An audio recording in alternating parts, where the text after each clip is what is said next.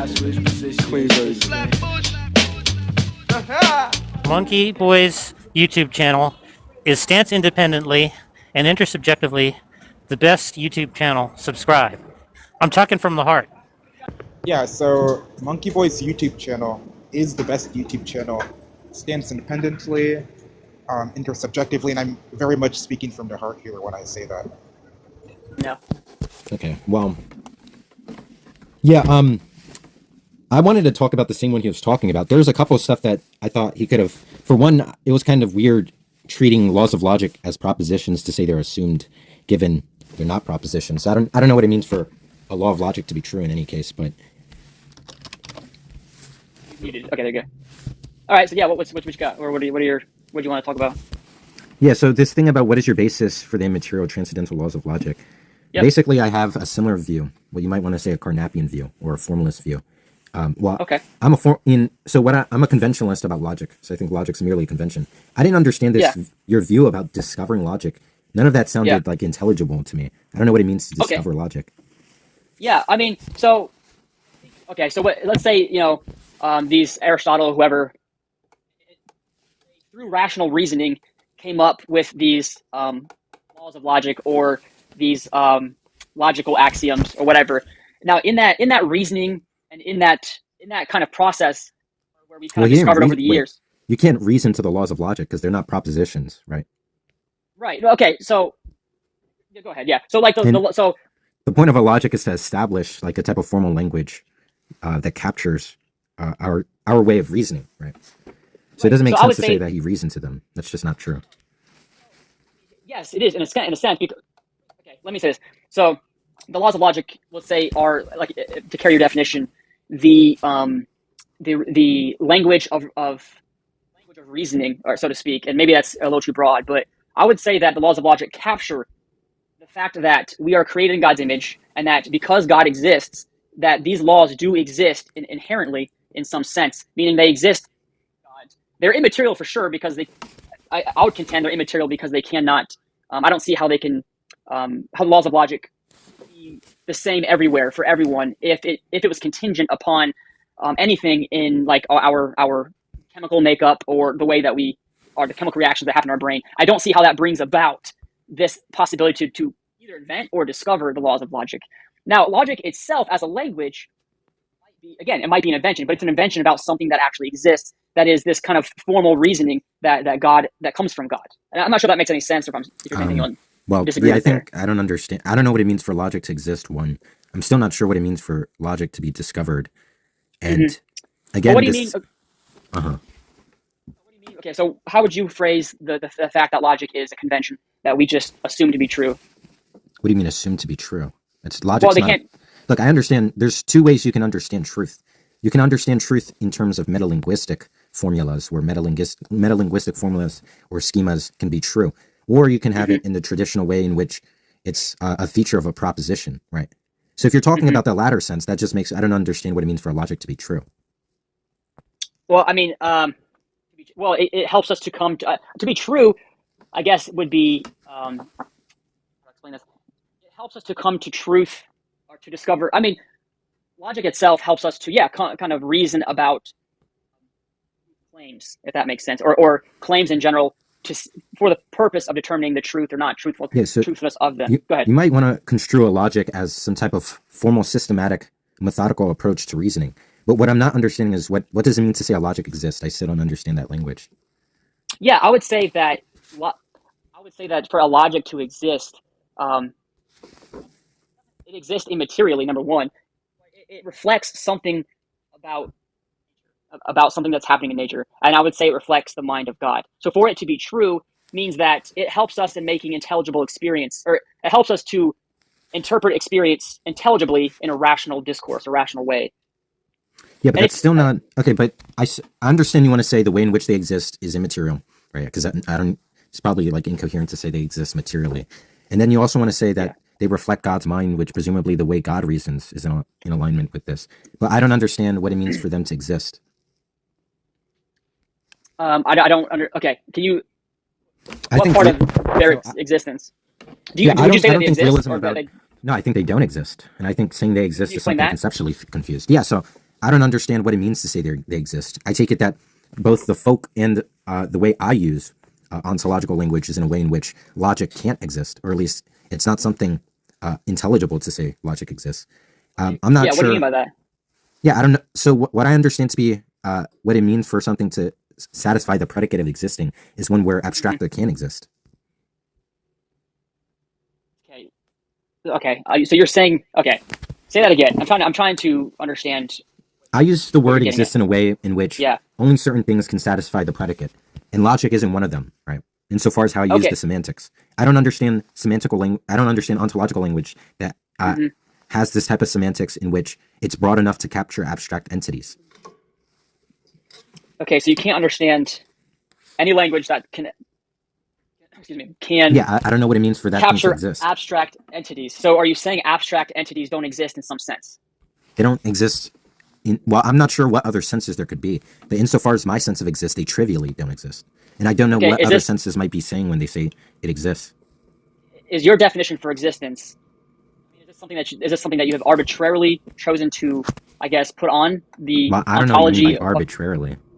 Well, what I'm asking is you said in my definition of existence that it doesn't make sense. What do you mean when you say? Yeah, so I take it language is a convention, and people are Okay. disposed to using certain terms to capture certain concepts and devices. And I take it that using the term exist, at least in the way I was brought up and nurtured in the world, was one where the concept or the device of existence is one that doesn't make any sense in capturing concepts like logics. Okay, so I'm guessing, let's put it this way, you're an atheist, correct? Yeah. Because I say this because as a Christian, there is a sense in which abstract things can exist, or where, again, they can exist. But look, let's even suppose like there isn't this. I mean, look, even if logic and abstracta exist, what we could just do is run some type of Mackey's queerness objection. But in any case, let's just suppose this view about logic existing and abstracta existing is one that's intelligible. I have no appreciation or apprehension of this type of existential device. But in any case, let's just suppose for the sake of argument, it's one that actually makes sense. Like, what is the argument that establishes that logic exists? That logic's, well, the fact that we use logic to understand. That's wrong. Look, of course it's compatible with a type of fictionalist view that we use and appreciate logical devices and employ them into reasoning, right? That we have this systematic approach to logic where logic is not a real feature of the world, right? I'm not saying logic, okay.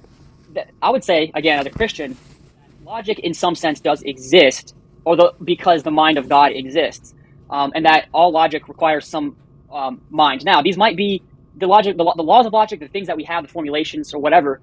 They are trying to. I hope I can explain this in a way that makes sense for you.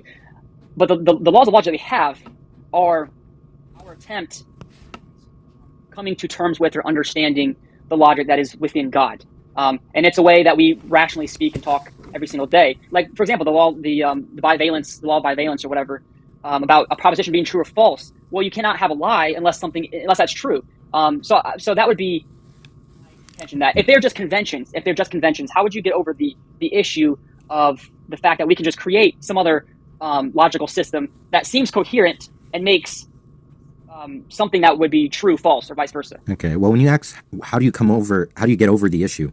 It's just logically prior. It's just held in the background that there must first be the fact that there is an issue, and I'm just not seeing it. So we can construct any type of logic. Yeah, we can construct a logic in any way we want. How's that a problem? Okay, you're saying we can construct logic in any way we want. Yeah, you said how do you overcome the fact you can just construct logics? Yeah, well, I'm saying in a way that would make your intelligible experience false in a sense. Again, so I'm trying to figure out. I'm trying to understand your position, pinpoint exactly what you're getting at. Well, maybe we should go back to this thing. So let's just say logic makes sense, right? Or we make sense of what it means for logic to exist. Is there like an argument that establishes logic exists? Yeah, well, the existence of logic in general, is that what you're saying? An argument for that? Another thing to point out is if you're arguing logic exists, it seems like there just might be some Bootstrap objection, right? I don't understand how you can inferentially justify a formal system exist without employing some formal system, right? A formal system. Well, okay. When you say without applying a formal system, what do you mean when you say applying a formal system? You mean something that we invent? Well, I'm not Well, I'm not even using any of that language, because that language just assumes it doesn't exist.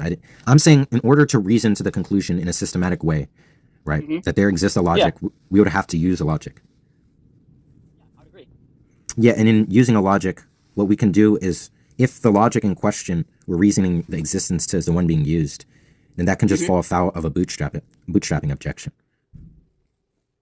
Okay, so if you're saying, if I say that use of using a logic to prove logic is a problem, I'm trying to follow again.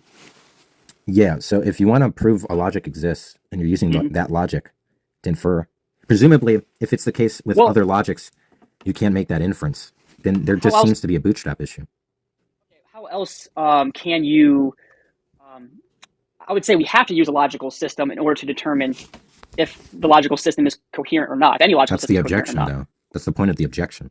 The point is, if that's required, which it is, then we fall afoul of a bootstrapping reasoning, bootstrap-style reasoning.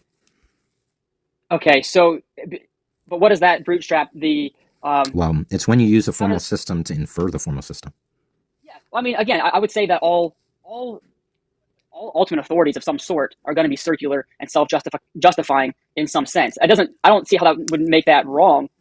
Well, something you don't agree with. Whether that's your view or not, I mean, maybe you have an argument for that view, maybe not. But in any case, saying that you have that belief doesn't do anything.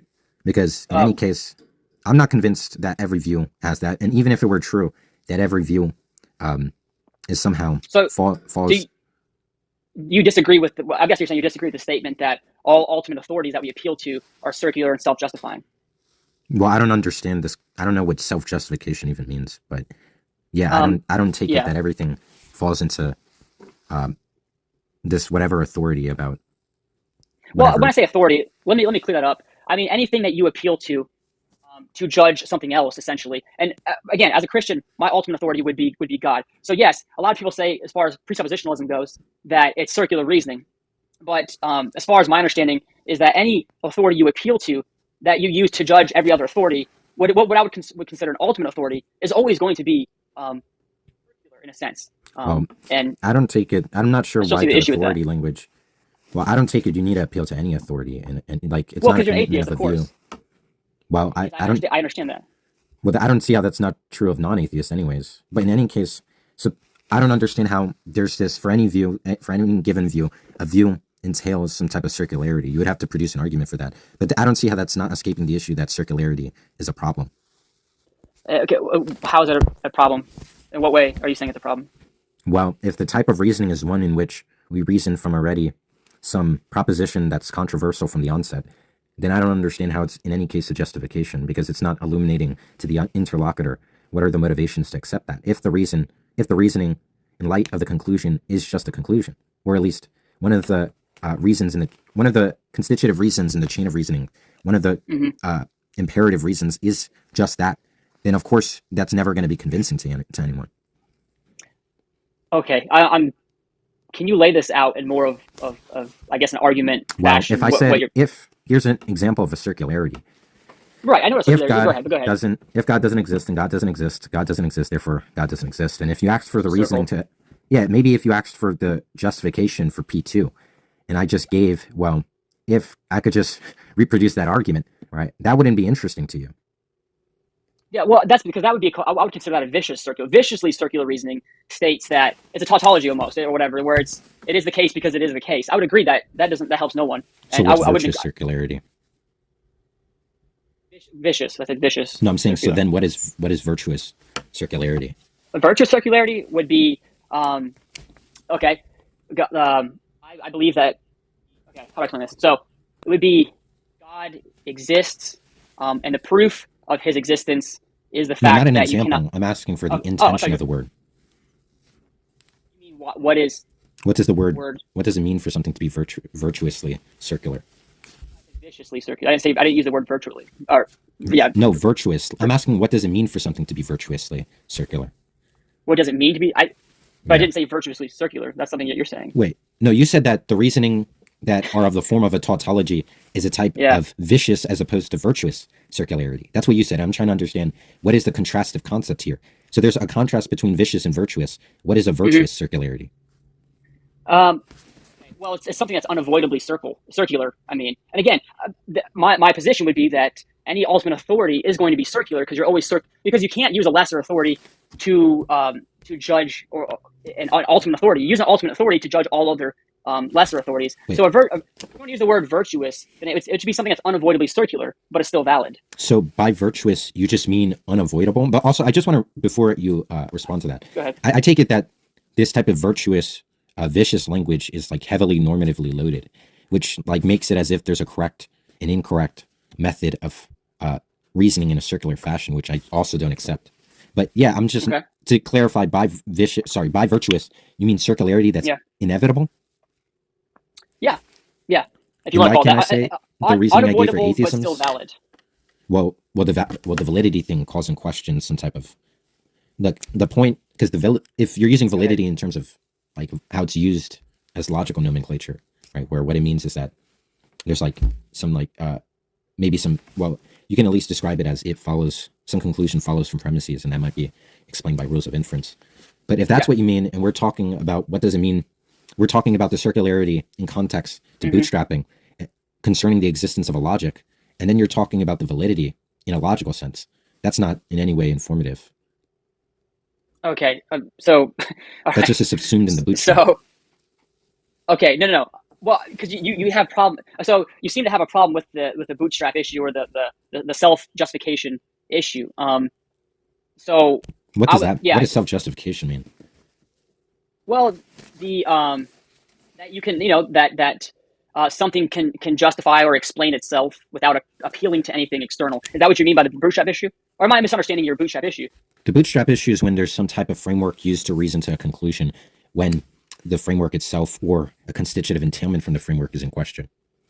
Like if I have to use logic, from a logic I could derive that logic exists, right? And I find it contentious that logic exists, and you're using the logic that entails that proposition. That's what is called bootstrap reasoning, right? And that's something the philosophies of science have considered to be a type of, maybe you want to say, some type of inappropriate methodical approach to reasoning. Yeah. So, okay, but with this bootstrap issue, I'm trying to understand your like meta argument, because I know we're getting down. And are you asking about this bootstrap issue because what are you trying to prove by saying? You want to say logics, to walk back to dialectic, you want to say logics exist. I'm entertaining that as something intelligible, though I think it's not. And then I'm saying if the logic is inferred using that given logic, its existence, the positive ontological status is inferred from the use of that logic, then I don't see how you don't run into a bootstrap issue. And then it seems like you want to respond saying there's a distinction between virtuous and vicious circularity, and it falls in the category of virtuous. And I'm not really entirely appreciating this virtuous, vicious circularity stuff. But it also seems to be heavily normatively loaded. Okay, normatively loaded. Okay, so you're meaning it, by normatively loaded, are you taking issue with the oughtness of what I'm saying, or is that what you're trying to get at? Well, similarly, how you use good and bad. I understand virtuous and vicious to be concepts of the like. They're akin to them such that they fall in the categorically as types of normative terms.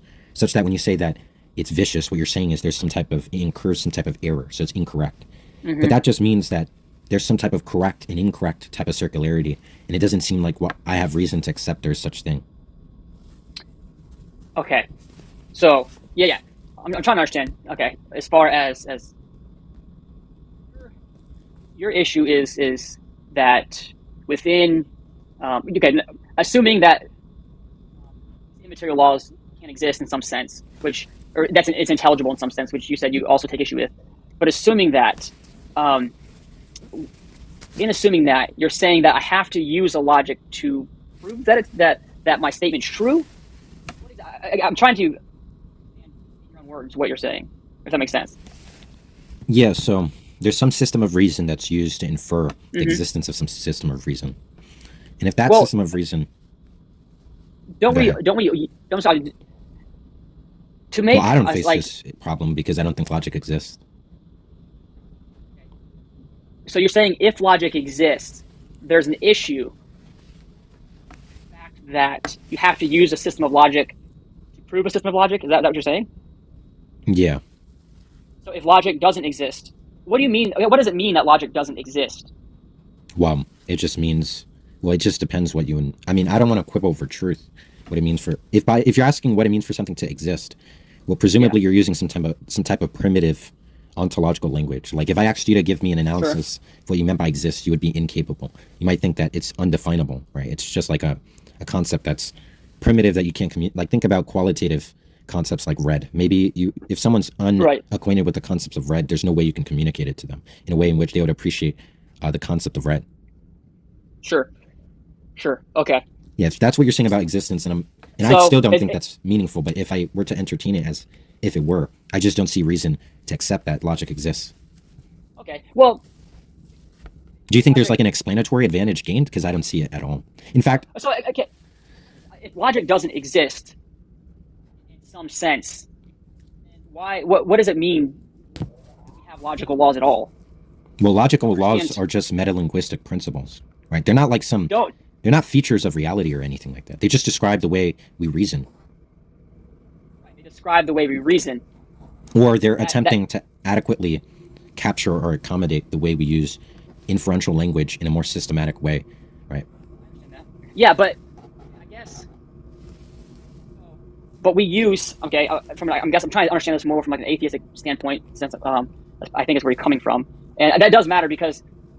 Well, I'm not sure this isn't a matter of atheism versus theism, because neither of these views comment on this. Well, no, theism and atheism neither comment on existential any factive. I disagree, though. You think atheism and theism aim to accommodate logical existential questions about logic?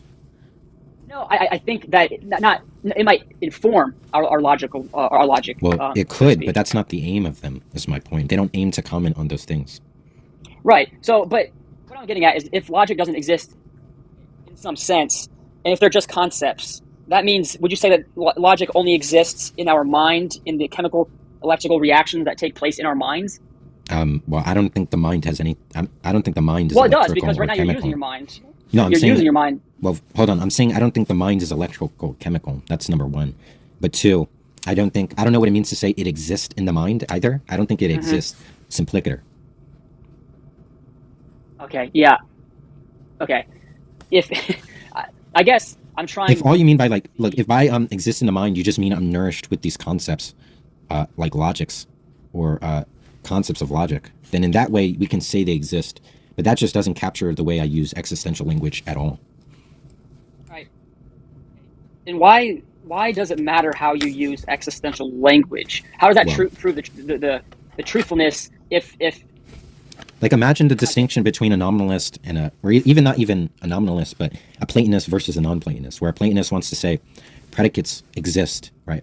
And they exist in the relevant way we use folk existential language, which is a way that's ontologically committing, right? It's robust, right? So they think that predicates exist in the same way, spatial temporal objects exist in that same fashion. They're not concrete as those things are, right? They don't actually have the predicates of occupying space or even maybe time.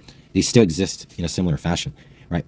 That's a view that I find queer and doesn't actually capture what I mean by exist. I take it that predicates don't exist, right? A Platonist might want to say red exists insofar as it's an actual feature of reality.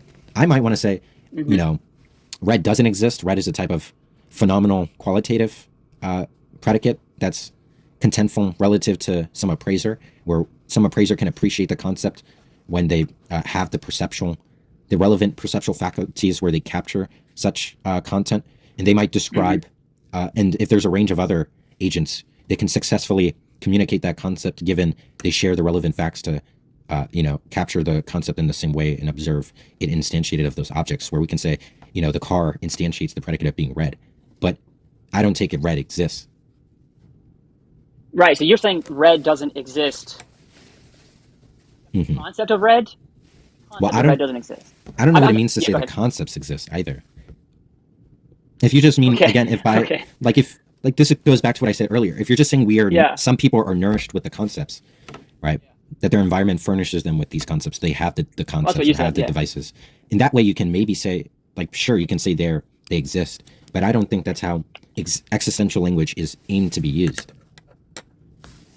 Okay. How would you define the laws of logic, or the laws of logical reasoning, or how do you want to say that? Yeah, I take it that they're just metalinguistic principles. So you can say they define what it means for something to be valid or a well-formed formula, where any formula, take the law of non-contradiction, any formula that Yeah. houses P and not P, the negation there sign is not saying that it's some proposition that's false, right? When it says not the case P and not Right. P, it's saying that certain syntactic formulas, there's some certain regulation on syntax that qualifies a formula as well-formed. That's all the laws of logic are saying, where the way we reason is one where we wouldn't say P and not P is well-formed. So you're saying that the laws of logic, they are only syntactic. They're like grammatical rules, yeah. Grammatical rules. Okay. That describe. Okay, the grammatical rules that describe what, or what is their grammatical rules for what? I guess capture the way we reason. Okay. Yes, I would agree. Capture the way we reason. Exactly. So. Yeah, look, like there's three ways. This is kind of a trilemma that was made by Lance Bush, and it was intended to be. It targets moral realism specifically, but I think this is the case for almost any realist view concerning abstracta. I think it's either false, that if, logical realism, for example, that's either false, you're either saying something trivial, which is something tautological, and not the impression I thought you were communicating, where there's not even anything controversial you're saying, or you're saying something that's incoherent. Those are the three things I interpret to ever be said. I think that's the trilemma: moral realism, logical realism, aesthetic realism, any type of axiological realism, stuff like that. I think views like those fall into this category. Mathematical realism, I think they all either fall into being false, they either fall into being trivially true in a way that it produces no force or utility in describing it in a realist way, or it falls into something incoherent entirely.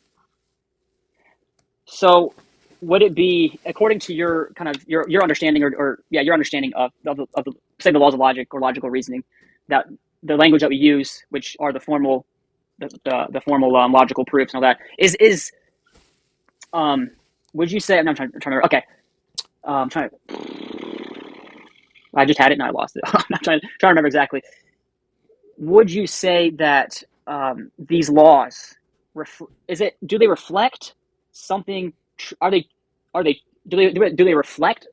Well, I guess if you say truth, so your definition of truth would be simply a statement that says it's true, or what is your definition of something being true, like a proposition or something?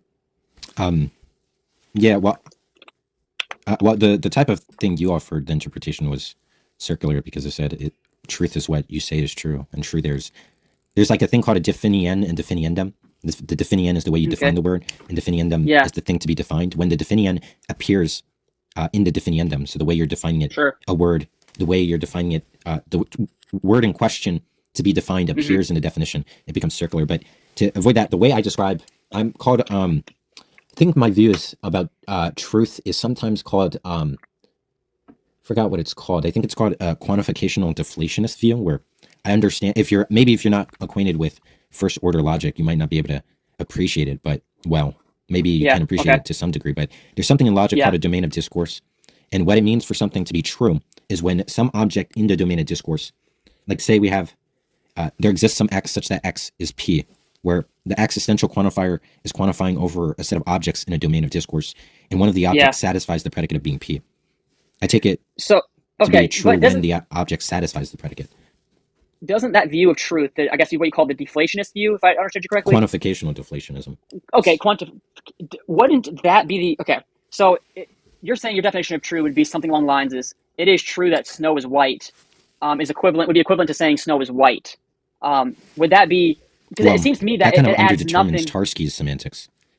Okay, so I'm just saying... There's a difference between standard deflationism and the type of deflationism I'm describing. The type of deflationism I'm describing is more akin to a philosopher named Jody Azoni, where it's not merely, what it means is that to say something is true is to say P is true is to say P, because that's just merely a redundancy, right? That is had of Tarski's scheme or schema, right? I'm saying something more akin to something that requires an appreciation of first order logic, where it deals with mathematical or logical symbols or logical devices.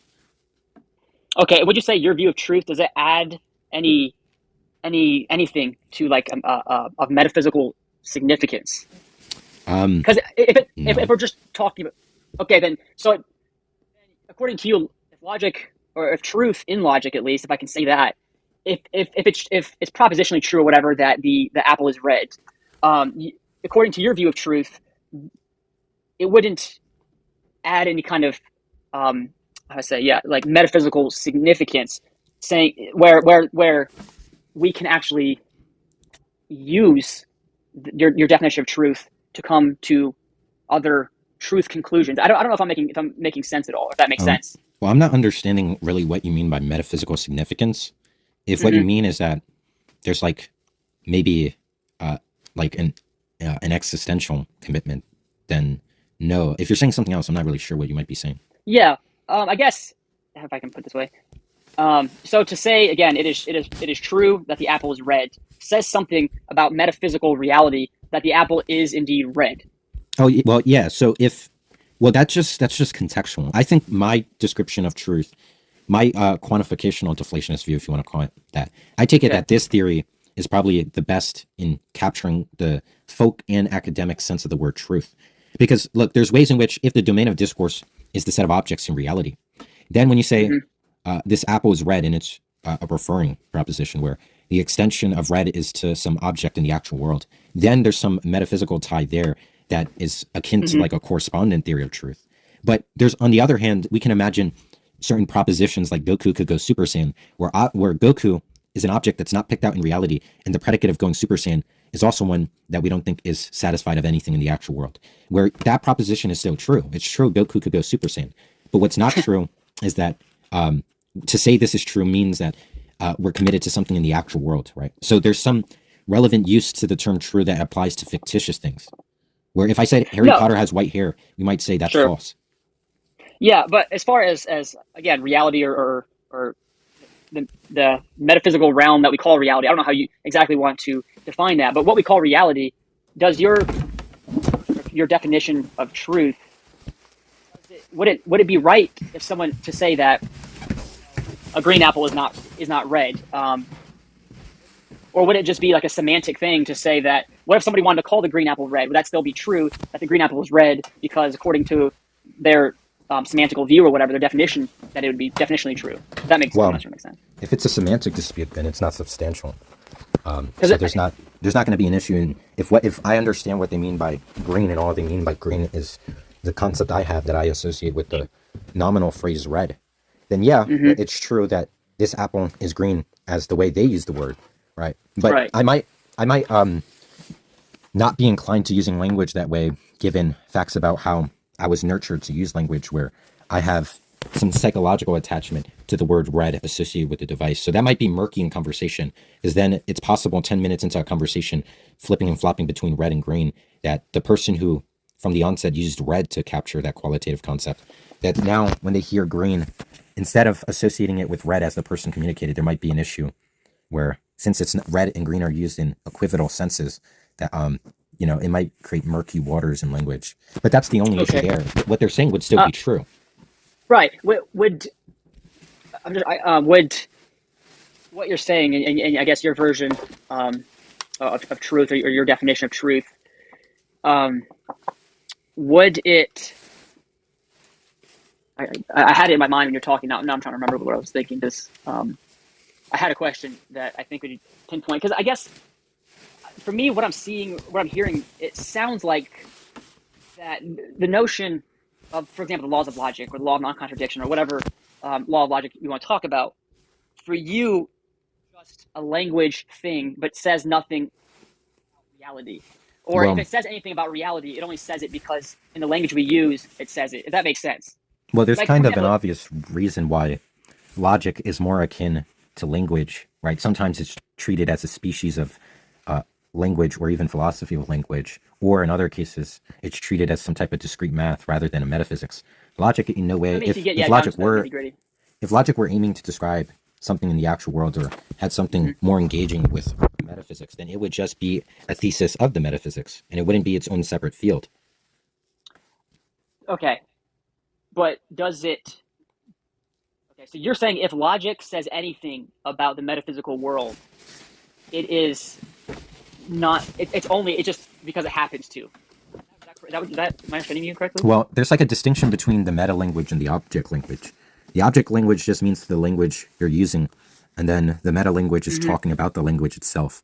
On the meta-language level, logic doesn't talk about anything metaphysical. It just talks about capturing the way we use language, and the object language can, in some way, accommodate things in the actual world. For example, we have formulas in logic, like, formulas can be propositions. We have the proposition, unicorns don't exist in the actual world, right? That's a proposition that uses the object language.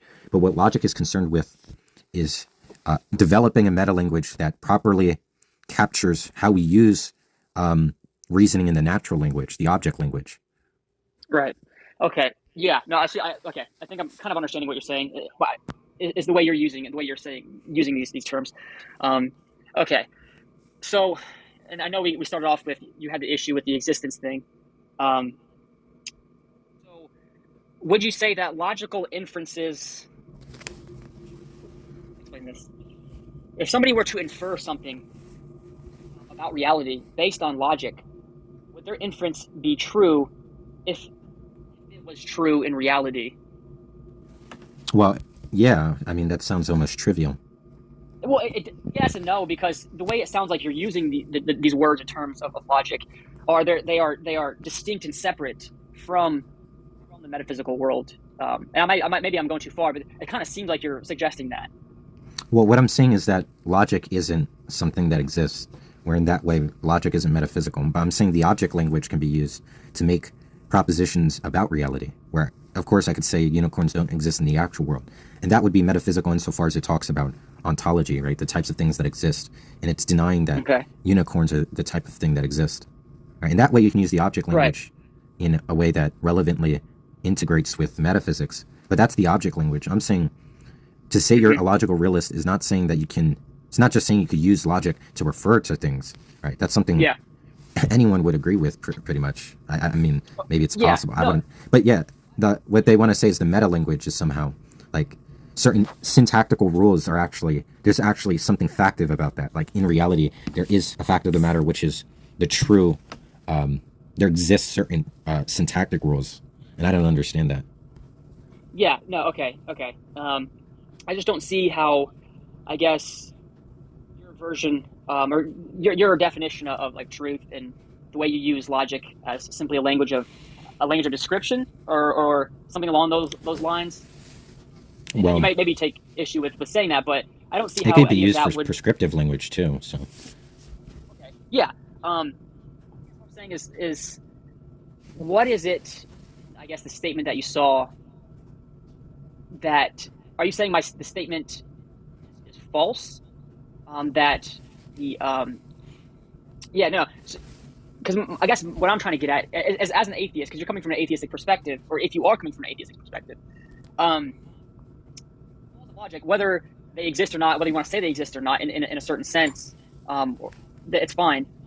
But they have to, by definition, the laws of logic, the laws that we formulate as logic, are at least in some part of the mind, a product of the mind, of the reasoning human mind.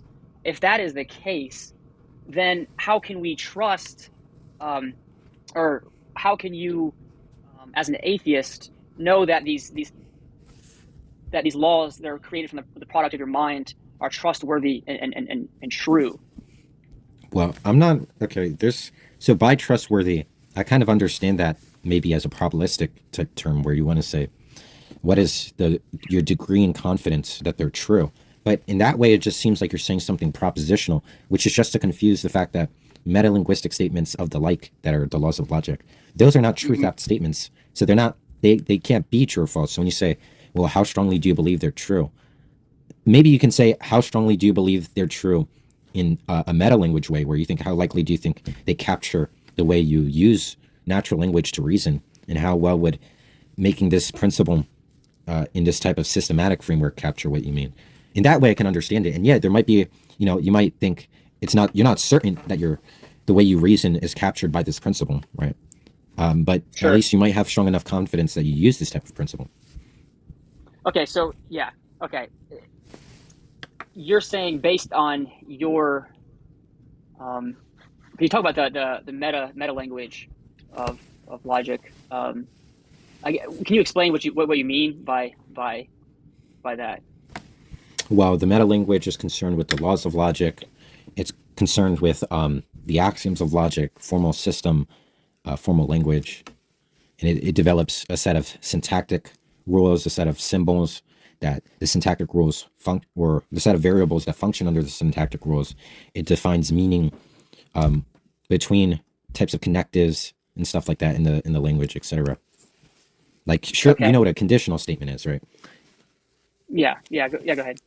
Yeah, the semantics for the conditional is if x, or if the variables are x and p, which represent propositions in a variable way, we would say that the semantics for the conditional connective is just if p then q. Where we can also define that in terms of truth tables, where what does it mean for something to be a conditional? Well, that just means in any instance p is true, q is true, but any instance p is true, q is true. In any instance p is false, could be true. But any instance q is false and p is true, then it fails that the conditional upholds or something. Right. And so you're saying all of those, for example, this conditional statements that you were just referring to, are you saying that all of that is simply a convention that we have created? Yeah, I mean, yeah, like. Okay, and a convention that we've created for what purpose? Well, to have a more systematic approach to reasoning, such that we can more methodically deconstruct reasons, or concern ourselves or appreciate certain reasoning, right? If we take it that we have certain epistemic norms, like we should believe only what we're justified in believing or something like that, then we might have the interest in understanding how we properly reason to better apprehend why certain reasons are malformed and others are robust or nuanced, sufficient. And that's why we develop logics where many people have beliefs that are tense or conflictive with other people's, right, or maybe my own. And I would want to know what their reasoning is, and to properly understand the set of elements that either raise the probability of or motivate the proposition. What we would need is a more systematic system of reasoning to properly appreciate or deconstruct the type of reasoning that draw them to the conclusion. Right. So, okay, I keep on it. I speak usually more in general terms, and I understand that if I do that with you have issues with. I'm trying to say it in a way that doesn't bring up issues. So, like, if they're conventions, are they conventions that? I'm trying to think how to say this. Well, it's like the same way English grammar rules are conventions. Yeah. Well, you think again, English language rules are conventions, right? Right. They're conventional in this. Yes, I think the laws of logic, the logical, they can be conventions in the sense that they describe something about reality, about metaphysics, like more of a metaphysical reality that. Well, it does more than reality. Like, remember the fictitious propositions we could talk about. Well, yeah, sure. It can go beyond reality. Exactly. It can go for sure. But yes, maybe it's a language that we use to describe, or that we use to not describe, but to ascertain certain information about reality. For example, if something is true or not, we use the laws of logic or the logical conventions we create. So in that sense, sure, they're conventional, but they describe something about reality. And in that description, as a Christian, I would say the reason why they describe something about reality is because these laws reflect something that exists in the mind of God. Well, I don't see why I would think they describe reality. I don't see why I would think that. So if something can be okay, and maybe I'm saying this wrong, but if something can be true if something can be true logically, but is not true in reality, what would you say it was still true? I'm not sure what you mean true logically. Okay. Your understanding of logic is that it's simply a language, no bearing on reality. That's kind of what it sounds like. Or if it has bearing on reality, it's only tangential and not. Go ahead. Well, again, like, there's a way in which it does relate to reality in a way it doesn't. Where again, it's just aiming to capture a more systematic way we reason, where we can capture propositions about reality. Like, John has a dog, right? Yeah. Or we can have ones like I don't know, things like Goku could go Super Saiyan again or something. Right. And you're saying that all it is so they're conventions we've created to describe, or to not describe, again, it's a bad word. They're conventions we've created, to help us inform about reality. I mean, I'm guess Yeah. to inform us whether other people's reasons are adequate in adopting certain views, maybe. Okay. And other people's Like, look, there could reasons be are. propositions like Goku's the strongest in Dragon Ball Z. That's a proposition, and some people might disagree. Well, there's other characters in the show who I might think is stronger or whatever, right? And what it wants to do is have a very precise, like a type of sharp, systematic reasoning, so we're clear the steps that get us to that, and Okay. Would you say that logic is universal, and that it is universally, it can be universally applied to help us determine something about reality? If by logic is universal, you just mean that some given logic captures how we all reason. No, that's why there's like different logics. There's like fuzzy intuitionist, connective, classical, paraconsistent, etc. Okay, so if logic is not universal, then if I'm reasoning using, I guess, one form of logic, and you're reasoning using a different form of logic, and if both forms of logic can say that what I'm saying is true and what you're saying is also true, but they're two conflicting things about reality. For example, if there's a logic that says this apple, it is true that this apple is red, if there's another form of logic that says it is not true that this apple is red, would the logic that stated that the apple is not red, when indeed it is in reality, would that logic itself be true? If that makes any sense. If that makes. No, I still don't know what it means for logic to be true, but also like logics don't make statements. Like someone might make a statement and use a logic to reason to that statement, right? And one person using one logic can derive some conclusion, and the other person derives the opposite conclusion. But that might be true even if they're using the same logic. So in any case, if they're not disputing which logic better captures the way they reason, then there's actually nothing there of controversy. If you want, we can appraise one of the logics, or we can just go through them both. Whether using one logic, can I reason to this conclusion, and considering another logic, can I reason to that conclusion? And in that way, you can still resolve the issue. Okay. Because I'm trying to, I guess, bring this out from your perspective, because I would say that logic is universal in that it is universally applied to help us understand things about reality. I understand. But when we say it's universal, what is that saying? Are you just saying that it's universal insofar as any proposition you can regiment any proposition into a logical formula? Because that might be true. Well, that might not even, it depends on the order of logic, right? There's higher order logics, like presumably you know the difference between prop logic and first order logic, where first order logic is an extension of prop logic, where it aims to add quantificational variables to, it uses the same concepts, but to better, in a more rigorous fashion, capture certain things like all dogs are red, right? We would need quantificational variables. But if you're just saying that, all logics can capture any proposition, that's still true. Yeah, it's universal in that way. Okay, yeah, because again, I agree that it seems like you're using logic linguistically, and I would agree that language, or it is expressed through language, that these logical propositions, but I would disagree that it's simply a linguistic construct, because if that's the case, then why doesn't somebody say, like, the law of non-contradiction, or any of the laws really? But there are dialetheists who think there are actual contradictions. No, I get that, but in a, how am I trying to express this? So I see logic as something, again, that is expressed through language, but goes beyond just linguistic constructs, and reflects something, about reality. Because we can make up linguistic constructs all the time that say nothing about reality, and it would not help anyone, if that makes sense. So, like the bivalence, it being real doesn't mean that it's not useful, anyways.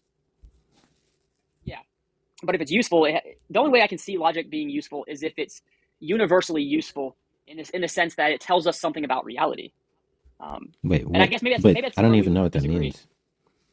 Well, I mean, it tells you something about reality. Like that's this is almost like a radically divorced concept of logic from any logician I'm aware. Maybe you just have a entirely different concept in mind when you use the word logic. And there's some concept that people who use logical language and logical nomenclature or jargon or whatever, they're talking about certain concepts and you're just talking about something different, and you just nominally associate it with the word logic, because this thing about describing reality just seems like a question of metaphysics and not a logic at all. Yeah, well, I again speak in more of a general sense, only because to kind of skirt some of the whatever issues that might come up. But if we get more, I guess, a deeper into it. So I'm trying to think how to put this. When I say it is, yes, I think logic does actually have some sort of metaphysical existence that we have that we can discover using the linguistics of these different logical systems. I would disagree. I don't know. I don't know if. I don't know. But you can just give a queerness argument, like said from the very beginning of this conversation, because when you suppose we do have a primitivist account of existence, what's not clear is that it captures abstract things existing, and even if we accept it does, the way the folk way we use the language is one where it doesn't have that type of novel categorical ability to be instantiated. So when you introduce new types of existence or new things that are radically different that can exist, now it becomes weird what the ontological semantics really means. And it also raises questions about how do we even come to know that things that are existent in this way even exist, especially because that raises questions about perception. Presumably our faculties of perception are ones that only capture spatial temporal entities, and or at least that's what we have reason to believe. So when you introduce things like existing abstractly, what you would have to do is introduce new faculties, or maybe even a radically new theory of perception where we can somehow perceive objects that are abstract, right? And all of this baggage becomes extremely strange. It introduces very strange theories about perception, theories about language, and theories about epistemology, and where that becomes something we shouldn't be committed to. Okay, is logic the laws that we again, I'm using this more in a general sense, so you can kind of ask me if I say this in the wrong way. Would you say logic is normative? No. So you disagree with the statement that the logical laws do not help us to guide our thinking. Well, actually, maybe I'm fine with saying there. Well, I don't know if I have. Yeah, I guess there is some type. Maybe I don't know. I'm sympathetic at least to it being a normative concept. Yeah. Okay. Because the way you. Okay. Right. So that'll kind of help a little bit, because I see logic as being not only normative. I won't say that. I don't think that's the case. I think they can be descriptive of reality as well, because again, in my view, they describe or help us to describe the way in which God himself thinks. But that's a different issue. But I believe that, I don't know if it's said here, no, but that logic, in a sense, governs human thought, so that we can. It helps us. I don't think that. Yeah, I would say it helps to guide our thinking on reality or other things. Yeah, it can guide our. We can say there's some correct way of reasoning, and that's concerning maybe a logic in the background where, we might want to say, if I say P, if P then Q, if I say if P then Q, Q therefore P, we might want to say that's like some type of incorrect way of reasoning, right? And that might be informed by logic. Yeah. Okay. So, yeah, I guess the way that and again, the way that I would say logic, because, for example, let's just take the law of non-contradiction as an example. That if someone were to say, if somebody came up to me and said, "Hey, it's the case that the moon exists right now, but the moon is also the case the moon does not exist right now," I would use the law of non-contradiction to correct their thinking on that claim. And in that way, I see it as governing our thoughts to help us to see things about reality, that it reflects truth claims about reality itself, and it governs our thoughts. So it's normative in a sense. But they might want to, because they can just say that, well, the contradiction can be true counter possibly, which just means in a different logic.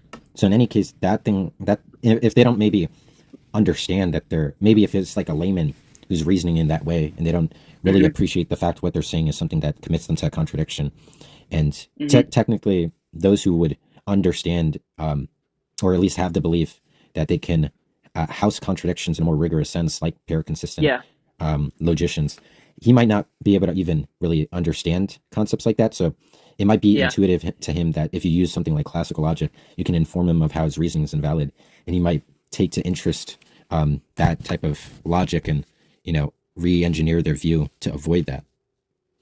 Okay.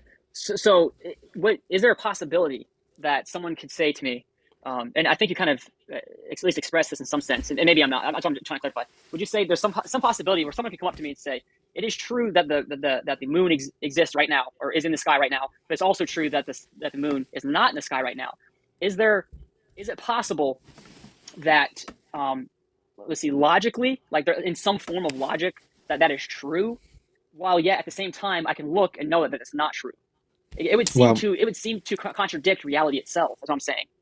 Well, I don't think there's any fact of reality that tells us about contradictions, but there's two ways of doing, like, there's the trivial way in which under all logics you might be able to say something like that, where when you say the sun is up right now and the moon is up right now, right, maybe in the same spatial location, the right now is like an indexical language, right, and it has like some contextual standing. It's speaking in reference to the instance in time the person communicates it. So if it's said like, imagine like 2 days apart or something, or one is at day, one's at night, right? And the guy just stays there the whole day. It's possible he says those two expressions and it's just not a contradiction. And that's kind of like the trivial way that's not tense with any logic, right?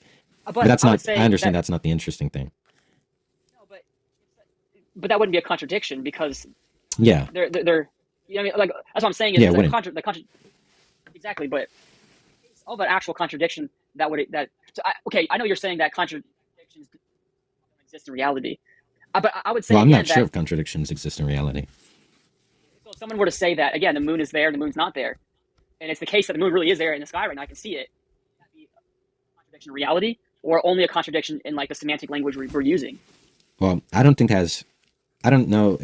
There might be a fact of reality, whether that's true, but at least when he says something like that, I'm not one who can understand or digest in an intelligible way expressions about contradictions. So when someone communicates that to me, the type of logic I use excludes devices like contradictions being true propositions, because the way I reason is one where contradictions are precluded from that, where I can't understand what it means for something to be a contradiction, right? There's no way you can reason, at least as far as I'm aware currently, there's no way you can reason to a contradiction, such that I would think classical logics capture what I say, right, in ways where, there aren't, it's just false that any any formula that houses a contradiction is syntactically accurate or whatever. But there might be facts about other people's psychology, like Dialetheism, who think there are true contradictions in the world.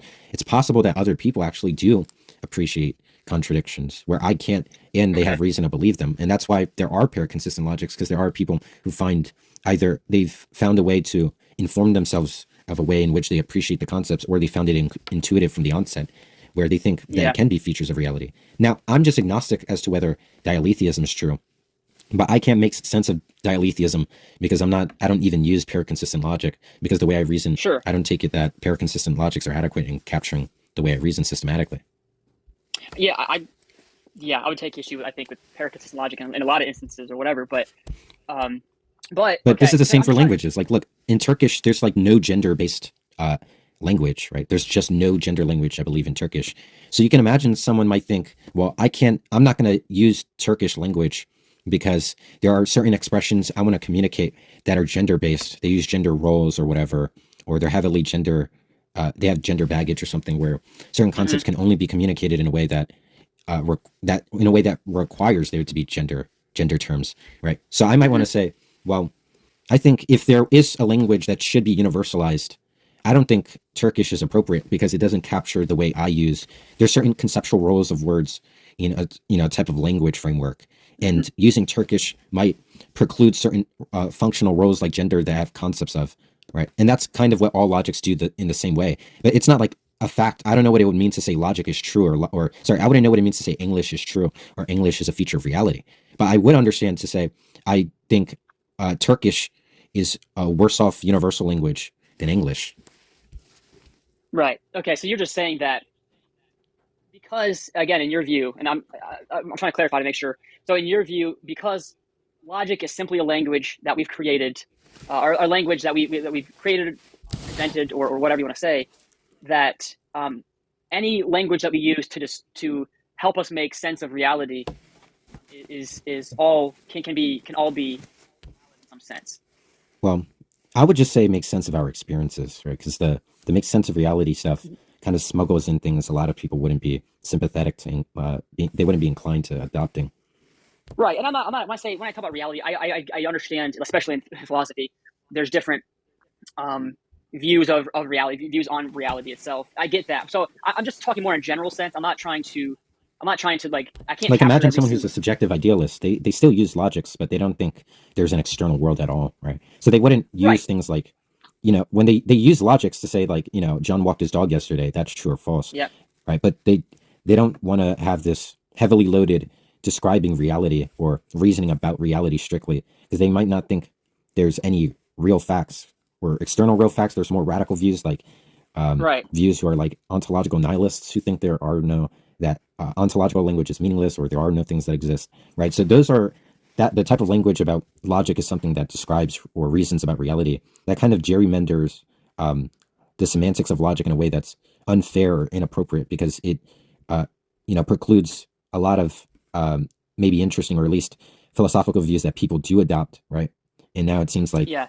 first, that's not what people mean. They don't mean strictly like reasoning about reality, and there's just a clear fact that it precludes other views being reasoned about. So I know. Okay, so you said it earlier when I asked if you think that logic is normative.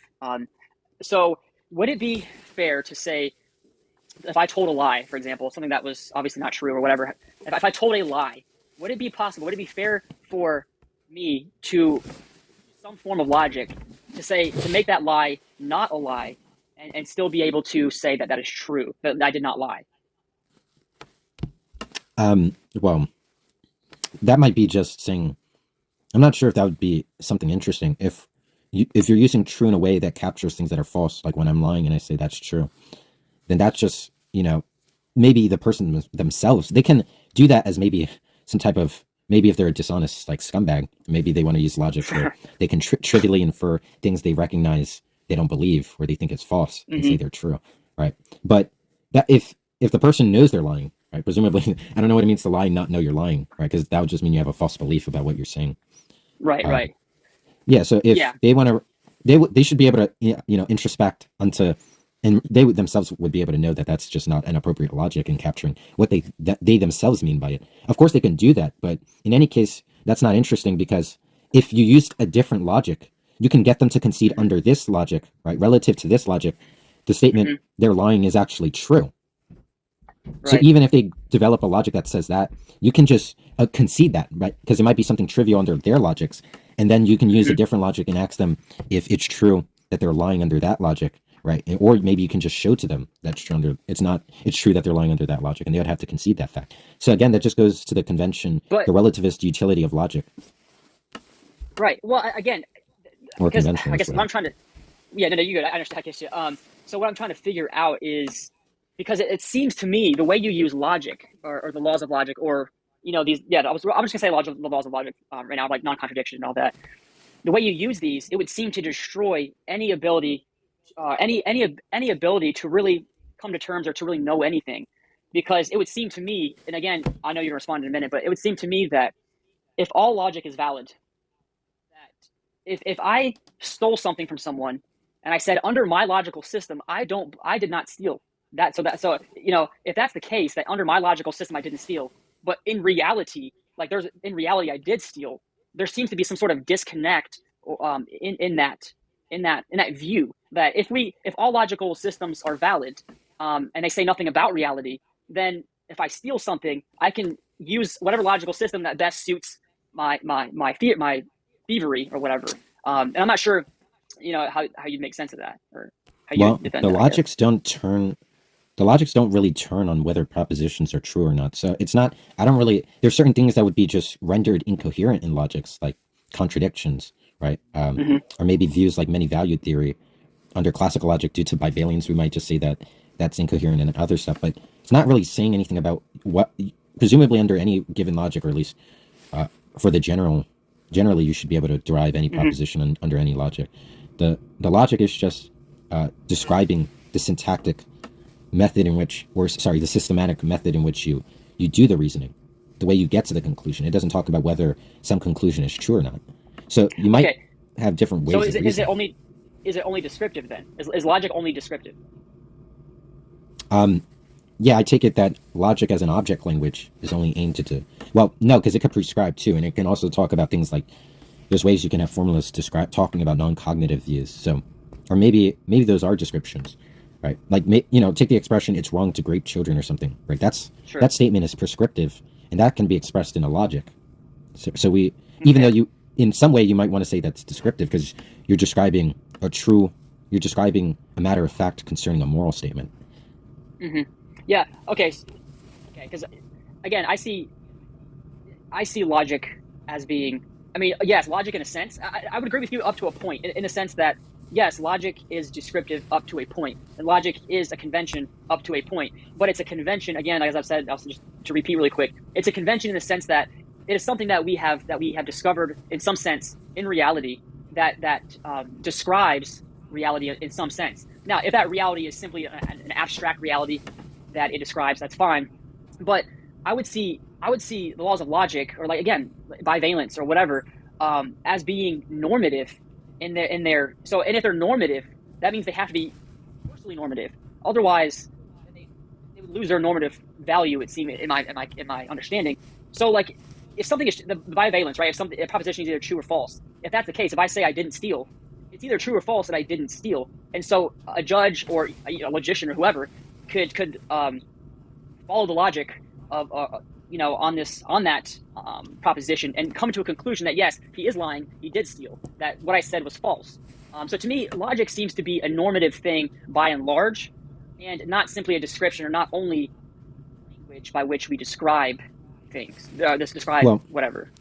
Though I said I'm sympathetic to this normativist theory about logic, the reason I'm not is because if someone has radically different values, suppose someone just has suppose, like, for example, not in an offensive way, but just imagine an autistic person where their psychology and their type of faculties of reasons are ones in which the way they reason wouldn't be captured. Let's say everyone but this autistic person reasons in the way of classical logic, right? Then it would kind of be unfair to say that this autistic person should reason in this way, because there's subjective facts about the person in which they don't actually reason in that way. Well, what if that person, what if their reasoning did not comport with the facts of reality as we understand them? It would seem to me that their reasoning would be wrong, right? But the facts of reality thing is just talking about propositions, and not the way someone systematically reasons. The only way I understand this thing about the metaphysics or the reality of logic is when, there's a matter of fact of how people reason, and in that way we can have a correct logic or a true logic insofar as it either captures everyone or most people's way of reasoning systematically. But I just don't think that's true. There's just people who don't, right? There's people who find contradictions intuitive.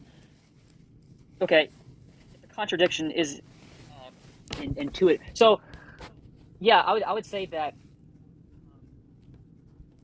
I just had it again.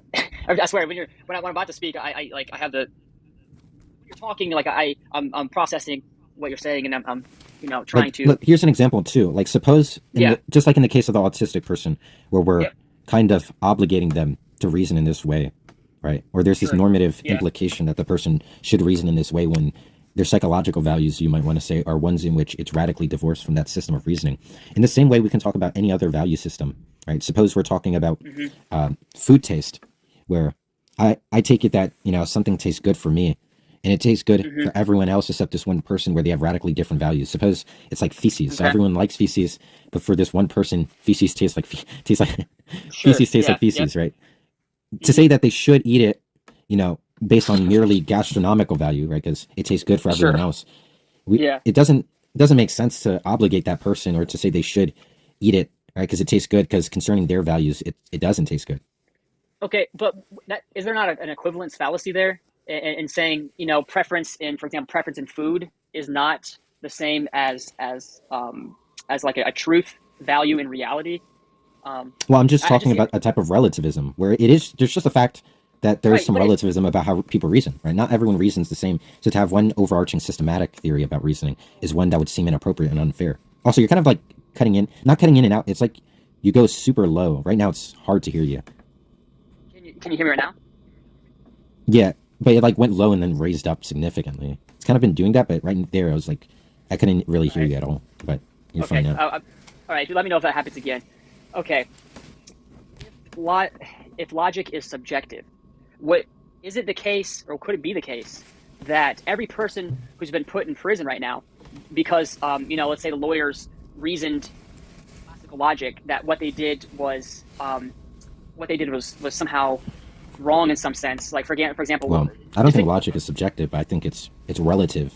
Well, If the proposition, if the aim of our logic is to type of structure the way people reason, then I take it that people reason in different ways. So there's not like an overarching way. Okay, so if a thief reasoned in such a way that his stealing is not stealing or his lying is not lying, would it be wrong there? Would it not be wrong in some sense to put him in prison because he has his relativistic logical construction of whatever he did isn't wrong? Does that make sense?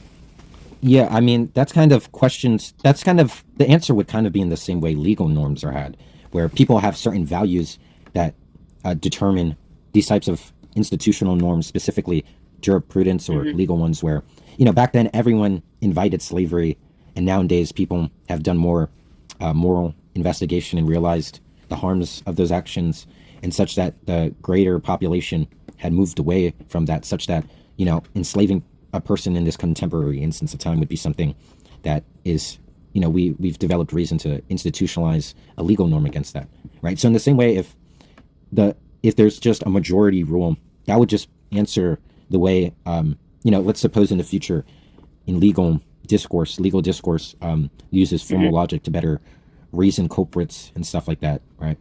It gives them a better methodical incentive to make judgments about which people should be incriminated.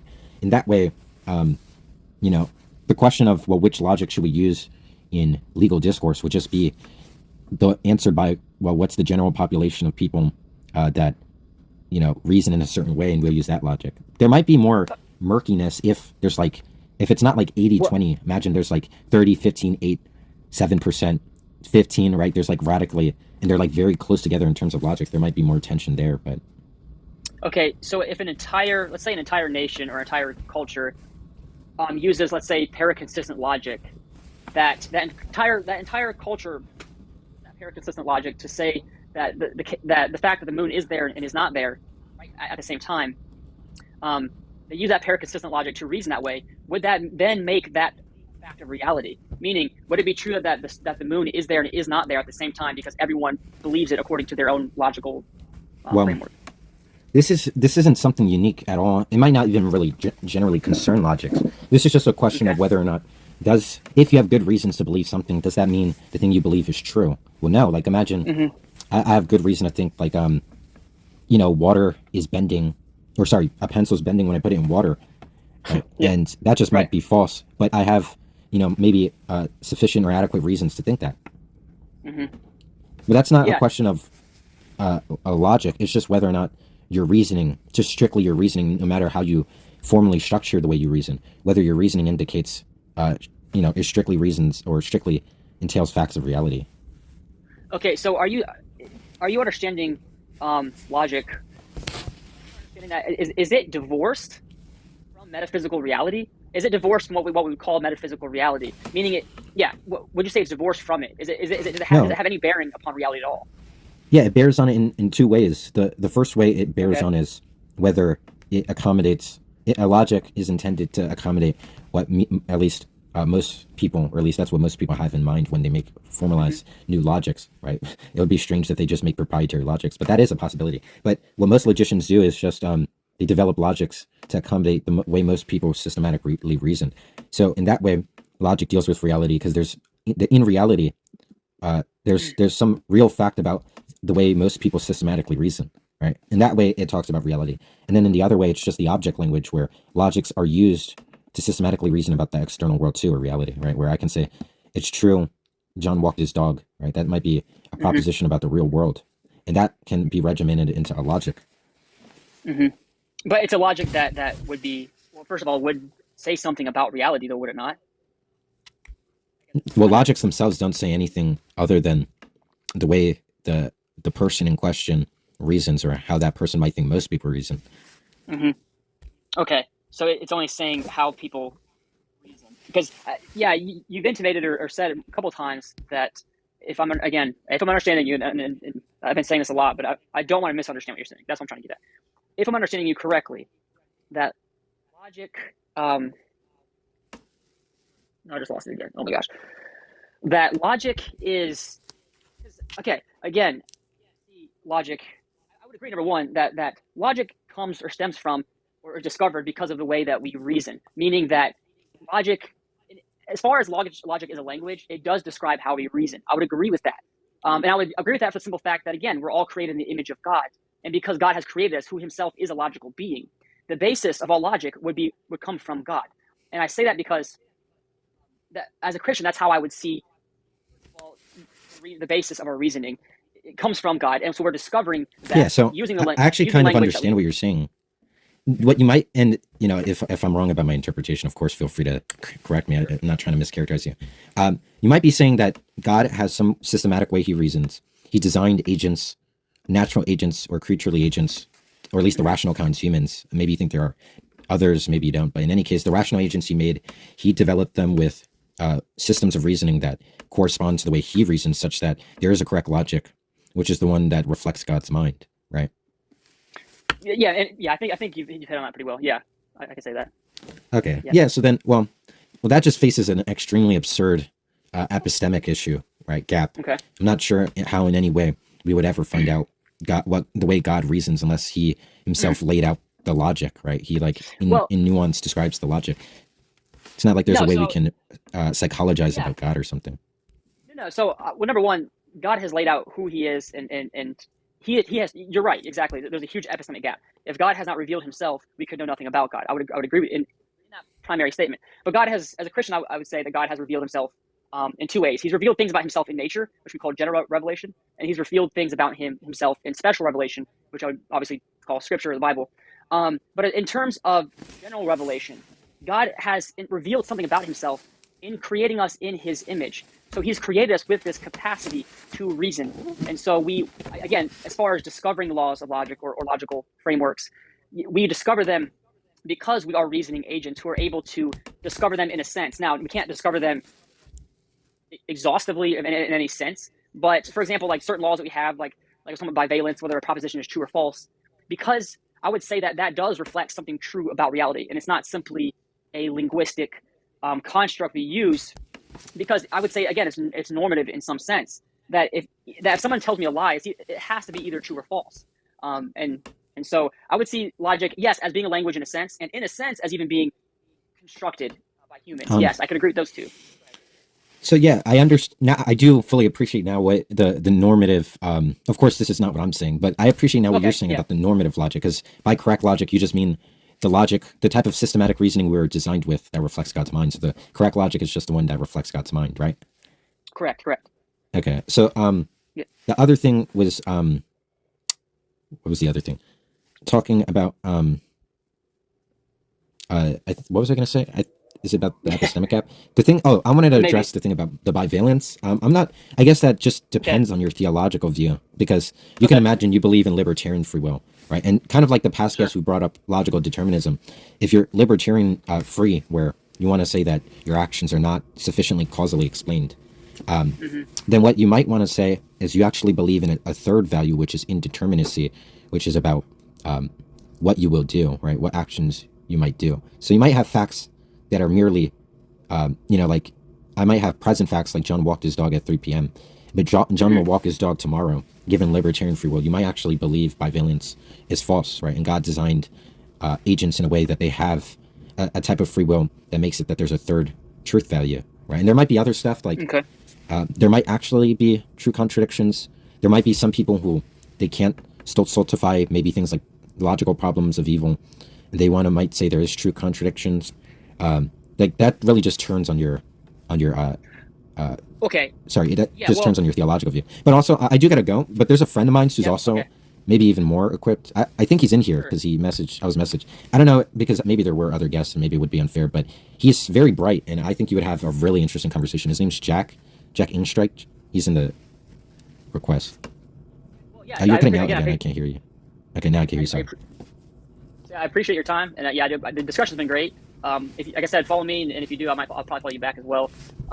As far as the theological, I'm gonna discuss the theological view with the people who are here. I know you're not gonna be here, so that's fine. But I won't put any words in your mouth, so to speak. And if I do, feel free to. Well, I'll be me. watching, but Okay, yeah, of that's course. Fine.